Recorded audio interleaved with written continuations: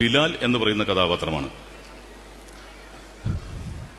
മുരുക പാർട്ടിക്കിടുക കോടതി എന്നല്ല അവൻ്റെ ഉമ്മാൻ്റെ ഗർഭപാത്രത്തിൽ നിന്നാണെങ്കിലും ഞാൻ പൊക്കിയിരിക്കും. നീയൊക്കെ വള്ളി ട്രൗസർ ഇട്ട അജന്തയിൽ ആദ്യ ഭാവം കണ്ടു കിടക്കുന്ന ടൈമിൽ നമ്മൾ ഈ സീൻ വിട്ടതാണ്. അവൻ്റെ ബാപ്പയാ ദുബായിൽ നിന്ന് കാണാൻ വന്നതാ. പണിയും കഴിഞ്ഞടുത്ത വിമാനത്തിൽ ദുബായിക്ക് പോകണം. അപ്പോൾ കാണാം. ടോമിൻ്റെ ഈ ഒരു വീഡിയോ, ബിലാലിനെ അനുകരിക്കുന്ന ഈ ഒരു വീഡിയോ കുറച്ച് വൈറലായിട്ടുണ്ട്. ബിലാൽ ആരാന്ന് ചോദിച്ചു കഴിഞ്ഞാൽ നമ്മുടെ ബിഗ് ബിക്കകത്ത് മമ്മൂക്ക ചെയ്ത ക്യാരക്ടറില്ലേ, എല്ലാവരുടെയും മൂത്ത ജ്യേഷ്ഠനായിട്ടുള്ള ആ ക്യാരക്ടറിൻ്റെ ശബ്ദമാണ് എടുക്കാൻ പോകുന്നത് അല്ലെങ്കിൽ അനുകരിക്കാൻ പോകുന്നത് എന്ന് പറഞ്ഞുകൊണ്ട് ടിനി ടോം ചെയ്തൊരു മിമിക്രിയാണ്. പക്ഷേ ഒരു പ്രശ്നം എന്താണെന്ന് വെച്ച് കഴിഞ്ഞാൽ ഇതിപ്പോൾ ഭയങ്കരമായിട്ട് വൈറലുമായി, അതുപോലെ തന്നെ നല്ലപോലെ ട്രോളുകളും കിട്ടുന്നുണ്ട്. ഇപ്പോൾ തന്നെ കാര്യം മനസ്സിലായി തോന്നും. ഇതിൻ്റെ അകത്ത് മമ്മൂട്ടിയുടെ സൗണ്ട് നിങ്ങൾക്ക് എവിടെയെങ്കിലും കേൾക്കാൻ സാധിച്ചു? എനിക്ക് ടിനി ടോമിൻ്റെ സൗണ്ട് തന്നെ കുറച്ചുകൂടെ കനം കൂട്ടി പറഞ്ഞതായിട്ട് എനിക്ക് കേൾക്കാൻ സാധിക്കുന്നുള്ളൂ. മമ്മൂട്ടിയുടെ ആ സിനിമയുടെ സൗണ്ടിൻ്റെ 7 അയലത്തുകൂടി പോകാത്ത ഒരു സൗണ്ടാണ് ടിനി ടോമിൻ്റെ വായിൽ നിന്ന് വന്നത്. ഇത് കേട്ടിട്ട് പലരും കമന്റ് ചെയ്തിരിക്കുന്നത് ബിഗ് ബിയുടെ സൗണ്ട് എടുക്കാൻ പോയപ്പോൾ ഡാഡി ഗിരിജയുടെ സൗണ്ടായി മാറി എന്നാണ് പലരും കമന്റ് ചെയ്തിരിക്കുന്നത്. നിങ്ങൾക്ക് എന്താണ് തോന്നിയത് തീർച്ചയായിട്ടും കമന്റ് ചെയ്യണം കേട്ടോ. ടിനി ടോം നിങ്ങൾക്ക് അറിയാവുന്ന പോലെ ഒരു മിമിക്രി കലാകാരൻ, ഒരു മിമിക്രി ഒക്കെ ചെയ്തുകൊണ്ടാണ് സിനിമയിലേക്ക് കയറി വന്നത്. പണ്ടത്തെ സമയത്തൊക്കെ ആണെങ്കിൽ ടിനി ടോം ഇതുപോലെ മിമിക്രി കാണിക്കുമ്പോൾ ആൾക്കാർ കൈയടിക്കുമായിരുന്നു. കാരണം ട്രോളുകളൊന്നും വരത്തില്ല. കാരണം എന്താണെന്ന് വെച്ച് കഴിഞ്ഞാൽ പണ്ട് ഈ ദൃശ്യമാധ്യമങ്ങളുടെ എണ്ണം കുറവായിരുന്നു. പണ്ട് ഇതുപോലെ ഫോണും ഇന്റർനെറ്റും ഒന്നും എല്ലാവർക്കും ആക്സസബിൾ അല്ലായിരുന്നു. അതുകൊണ്ട് തന്നെ പല നടന്മാരുടെയും സൗണ്ട് ടിനി ടോം അനുകരിക്കുമ്പോൾ അവർക്ക് ഏകദേശം ആ സാമ്യമായിട്ടൊക്കെ തോന്നും. കാരണം അവർ ആ സൗണ്ട് ഒന്നും ഡെയിലി കേൾക്കുന്നില്ല. ഏതെങ്കിലും സിനിമയ്ക്കകത്തോ അല്ലെങ്കിൽ യാദൃശ്യമായിട്ട് ടി വിയിൽ വരുമ്പോഴൊക്കെയോ ആ കലാകാരന്മാരുടെ ഒക്കെ സൗണ്ട് കേൾക്കുകയുള്ളൂ. പക്ഷേ ഇന്ന് അങ്ങനെയല്ല. ഇന്ന് എല്ലാവരെയും വളരെയധികം സുപരിചിതമാണ്. ഇന്ന് ഭാഷകളുടെ അതിർവരമ്പില്ലാതെ എല്ലാ സിനിമകളും എല്ലാ മനുഷ്യരും ആസ്വദിക്കുന്നതാണ്. അപ്പോൾ ഇതുപോലെയുള്ള മിമിക്രികളൊക്കെ ചെയ്യുമ്പോൾ ആൾക്കാർക്ക് കറക്റ്റ് ഓരോ നടന്മാരുടെയും വോയിസ് മോഡുലേഷൻ അടക്കം ഇപ്പോൾ എല്ലാവർക്കും വ്യക്തമായിട്ട് അറിയാവുന്നൊരു കാലമാണ്. ആ ഒരു കാലത്തിൽ വന്നിട്ടാണ് ടിനി ടോം പണ്ടത്തെ അതേ പൊടിക്കൈകളുമായിട്ട് വരുന്നത്. അപ്പോൾ അത് ഏൽക്കില്ല എന്ന് തന്നെ വേണമെങ്കിൽ പറയാം. ഞാൻ ടിനി ടോമിൻ്റെ വർഷങ്ങൾക്ക് മുമ്പുള്ള ഒരു മിമിക്രി കൂടി കാണിച്ചു തരാം.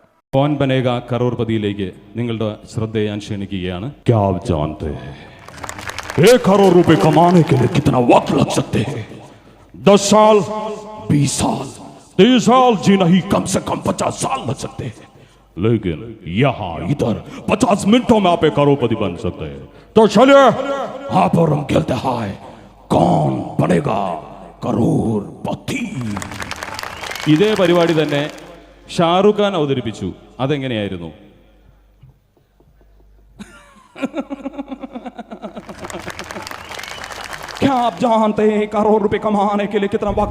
ഇതിനകത്ത് അമിതാഭ് ബച്ചനെയും നമ്മുടെ ഷാരൂഖ് ഖാനെയും ഒക്കെയാണ് ടിനി ടോം അനുകരിക്കാൻ ശ്രമിച്ചത്. പക്ഷേ ചെറിയ ചെറിയ മോഡുലേഷൻസ് വരുന്നതല്ലാതെ പെർഫെക്ഷൻ ഒന്നും ഇല്ല. ടിനി ടോമിൻ്റെ സൗണ്ട് തന്നെയാണ്. ഇപ്പോൾ കേൾക്കുമ്പോൾ നമുക്ക് അങ്ങനെ തന്നെയാണ് തോന്നുന്നത്. പക്ഷേ അന്ന് ഇത് ഭയങ്കര ഹിറ്റായിരുന്നു. കാരണം വേറൊന്നുമല്ല, അന്ന് ടി വികളുള്ള വീട് കുറവായിരുന്നു. അന്ന് ഇതുപോലെ മൊബൈലുകളില്ല, ഇൻ്റർനെറ്റ് ആക്സസ് ഇല്ല, യൂട്യൂബ് ഇല്ല, ഫേസ്ബുക്ക് ഇല്ല, ഇൻസ്റ്റഗ്രാം ഇല്ല, അങ്ങനെയുള്ള ഒരുപാട് സോഷ്യൽ മീഡിയാസ് ഇല്ല. അന്ന് മനുഷ്യർക്ക് എൻ്റർടൈൻമെൻറ്റ് അല്ലെങ്കിൽ ഇങ്ങനെയുള്ള നടന്മാരുടെയൊക്കെ സൗണ്ട് ഒന്നെങ്കിൽ കേൾക്കുന്ന ഏതെങ്കിലും സിനിമയ്ക്കകത്ത് അല്ലെങ്കിൽ ഇതുപോലെ മിമിക്രി ചെയ്യുമ്പോഴൊക്കെയാണ്. അപ്പോൾ ഓരോ പ്രാവശ്യം വല്ലതും കേട്ടുള്ള സൗണ്ട് ആ ഒരു മോഡുലേഷൻ ചെയ്യുമ്പോൾ ആൾക്കാർക്ക് അത് ഇഷ്ടപ്പെടും. അതുപോലെ തന്നെയാണെന്ന് ആൾക്കാർക്ക് തോന്നുകയും ചെയ്യും. അന്ന് ഈ പരിപാടിക്കൊക്കെ നല്ല കയ്യടിയൊക്കെ കിട്ടി. അങ്ങനെ തന്നെയാണ് ടിനി ടോം കയറി വന്നത്. പക്ഷേ ഇപ്പോഴും ഒരു മാറ്റവും വരുത്താതെ അതുകൊണ്ട് തന്നെ ടിനി ടോം വന്നു കഴിഞ്ഞാൽ ആൾക്കാർ ട്രോളും. അത് മാത്രമല്ല, ഇന്ന് നടന്മാരുടെ സൗണ്ടൊക്കെ ഡിക്റ്റോ പെർഫെക്റ്റ് ആയിട്ട് ഡബ് ചെയ്യാൻ കഴിയുന്ന അല്ലെങ്കിൽ അതുപോലെ തന്നെ മിമിക്രി ചെയ്യാൻ കഴിയുന്ന ഒരുപാട് കലാകാരന്മാരുണ്ട്. ഉദാഹരണത്തിന് തന്നെ നമ്മുടെ മഹേഷ് മിമിക്സ് ഒക്കെ എന്ത് ഒറിജിനാലിറ്റിയാണ് പല നടന്മാരുടെയും സൗണ്ടുകൾ എടുക്കുമ്പോൾ. കണ്ണടച്ച് കേട്ടിരുന്നു കഴിഞ്ഞാൽ ആ നടന്മാർ നമ്മുടെ മുമ്പിൽ വന്ന് സംസാരിക്കുന്ന പോലെ തന്നെ തോന്നും.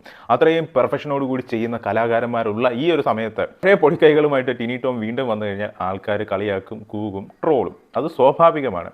അതുപോലെ തന്നെ ടിനി ടോമിൻ്റെ കാലത്ത് തന്നെ ഉള്ളതാണ് നമ്മുടെ കോട്ടയം നസീർ. പക്ഷേ അങ്ങേര് പക്ക പെർഫെക്ഷനാണ്. അത് മാത്രമല്ല, കാലത്തിനനുസരിച്ച് അങ്ങേരുടെ മിമിക്രിയിൽ പല മാറ്റങ്ങളും അങ്ങേര് കൊണ്ടുവരാറുമുണ്ട്.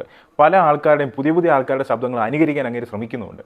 അങ്ങേരെടുക്കുന്ന ഒരു എഫേർട്ട് പോലും ടിനി ടോം എടുക്കാതെ വന്ന് നിന്നിട്ട് എങ്ങനെയാണ് ഇത്രയും ധൈര്യത്തോടു കൂടി സ്വന്തം ശബ്ദത്തിൽ തന്നെ ബിലാലാണെന്നൊക്കെ പറഞ്ഞുകൊണ്ട് ഇങ്ങനെ പറയാൻ കഴിയുന്നതാണ് എനിക്ക് തോന്നുന്നത്. എന്തായാലും ടിനി ടോമിൽ ഒന്നേ പറയാനുള്ളൂ, ഒന്നെങ്കിൽ താങ്കൾ മിമിക്രി കുറച്ചുകൂടെ പെർഫെക്ഷനൊക്കെ വരുത്തി ചെയ്യുക, അല്ലെങ്കിൽ ദയവ് ചെയ്ത് മിമിക്രി കാണിക്കാതിരിക്കുക. തീർച്ചയായിട്ടും ആൾക്കാർക്ക് മനസ്സിലാവും അത് താങ്കളുടെ സൗണ്ട് തന്നെയാണെന്നുള്ളത്.